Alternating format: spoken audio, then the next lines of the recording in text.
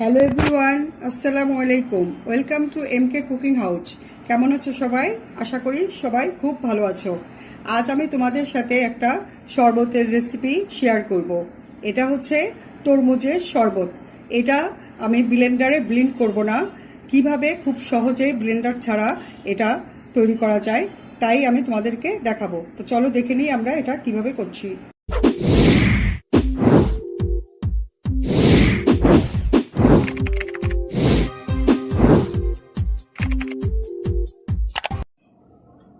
তরমুজের শরবত বা ওয়াটারমেলন জুস করার জন্য এখানে আমি 3 পিস বড় বড় তরমুজ কেটে নিয়েছি। এটা বিচি সহই আছে।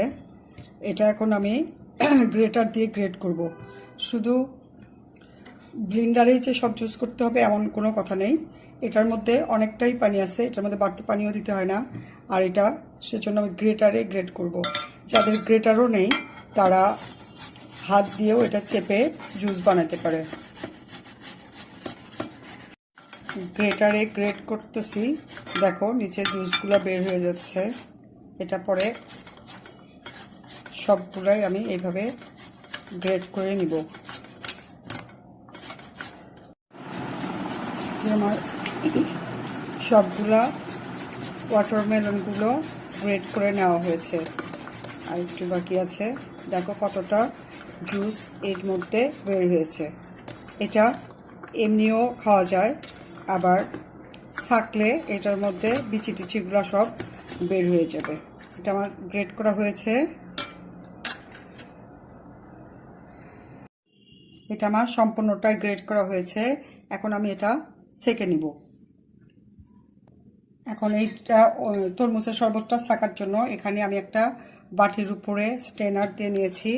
এখন এটার মধ্যে আমি এই বিচি টিচি সহ এই তরমুজের শরবতটা ছেঁকে নিব।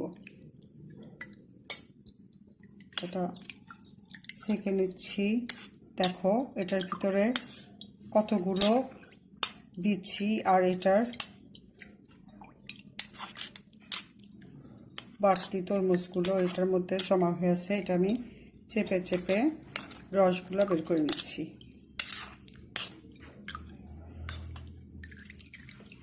এইভাবে আমি সবগুলো তরমুজ ছেঁকে নিব। তরমুজ আমার ছেঁকে নেওয়া হয়েছে। দেখো ব্লেন্ডার ছাড়াই কত সুন্দর তরমুজের শরবতটা সবগুলো বের হয়েছে। এই যে দেখো তৈরি হয়ে গেল আমার ফ্রেশ ওয়াটারমেলন জুস। তো এটা এমনিতেই অনেক মিষ্টি। জাস্ট এটার ভিতরে আমি চিনি দিব না, জাস্ট সামান্য একটু লবণ দিব। এটার মধ্যে আমি হাফ চামচ একটু লবণ দিয়ে নিচ্ছি। এই লবণটা দেওয়ার জন্য তরমুজের মিষ্টির স্বাদ যে এটা কয়েক গুণ বেড়ে যাবে। আসলে লবণটা এমন একটা জিনিস যেটা কিনা খাবারের স্বাদ অনেকটা বাড়িয়ে দেয়। তো তোমরা যদি এর চেয়ে বেশি মিষ্টি খেতে চাও, ইচ্ছা করলে চিনি অ্যাড করতে পারো। আমার কাছে এমনিতেই মিষ্টি লাগছে, লবণের জন্য আরেকটু মিষ্টি ভাব আসবে, তাই আর বাড়তি চিনি দিলাম না। এখন আমি এটা সার্ভ করে দেখাবো।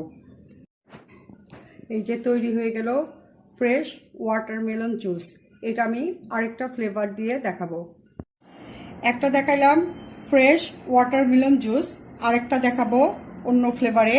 এটার মধ্যে আমি 1 চা চামচ লেবুর রস দিয়ে দিচ্ছি। এটা হবে লেমন ওয়াটারমেলন জুস। এটা একটু ঘেটে দিয়ে এখানে আমি একটা লেমন স্লাইস দিয়ে এটা সার্ভ করব। এই যে বন্ধুরা দেখো কত সহজে তৈরি হয়ে গেল ওয়াটারমেলন জুস বা তরমুজের শরবত।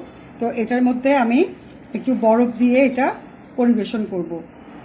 এটা লেবুরটা আর এটা ফ্রেশ ওয়াটারমেলন জুস। তো এটা অবশ্যই তোমরা বাসায় ট্রাই করো, আর ভালো লাগলে অবশ্যই আমাকে লাইক দিও, বন্ধুদের সাথে বেশি বেশি শেয়ার করো আর কমেন্ট করো। আর যদি চ্যানেলে নতুন হও প্লিজ সাবস্ক্রাইব করো। আর যদি অলরেডি সাবস্ক্রাইব করে থাকো তাহলে অনেক অনেক ধন্যবাদ। সবাই ভালো থেকো। Thank you.